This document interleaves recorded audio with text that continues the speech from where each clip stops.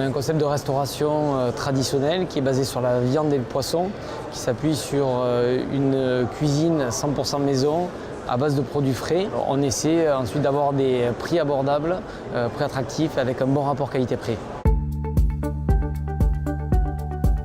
Les droits d'entrée sont à 50 000 € et ensuite c'est un peu du classique, on a 1% de redevance publicité et 4,5% de redevance de la marque. Aujourd'hui en succursale on a 5 restaurants, on ouvre le 6e en septembre à Clermont-Ferrand.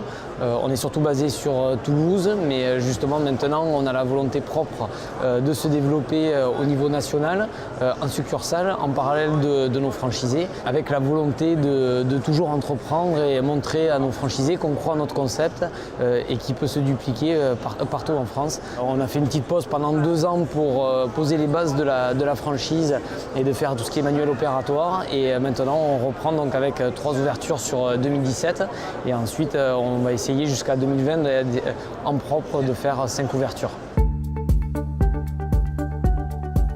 En termes de services aux franchisés, on essaie de proposer la même chose, c'est-à-dire autant dans la recherche de locaux que de financement, que le recrutement, la formation du franchisé qui est sur 15 semaines, que la formation de son effectif sur 5 semaines. Donc tout l'effectif du franchisé sera formé dans nos restaurants.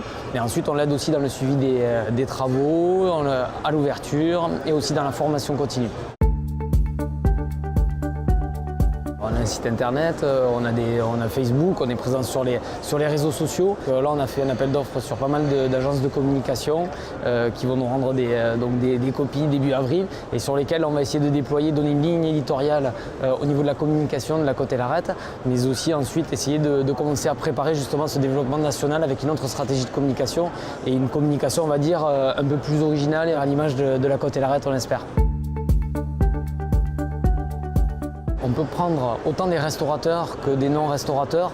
Mon frère et moi ne sommes pas du tout de la restauration. On a pris ce métier avec beaucoup de bon sens et de réflexion. On a fait ça pendant 8 ans. Aujourd'hui, c'est sûr qu'on aura plus d'affinité peut-être et plus d'aisance à parler, à se comprendre avec des gens qui n'étaient pas de la restauration.